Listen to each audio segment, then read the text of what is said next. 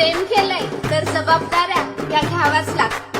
घरचे किती जरी नाही म्हणले तरी स्वतःचा निर्णय हा स्वतःच्या हिमतीवर घ्यावाच लागतो. विवाह हा आयुष्यातील सर्वात मोठा निर्णय असतो, मग तो कायदेशीररित्या सुरक्षित का नसावा. जर तुम्हाला तुमच्या प्रेमाचं रूपांतर हे लग्नात करायचं असेल तर काळजी नका करू, कारण मी घेऊन आले आहे आळंदी विवाह संस्था.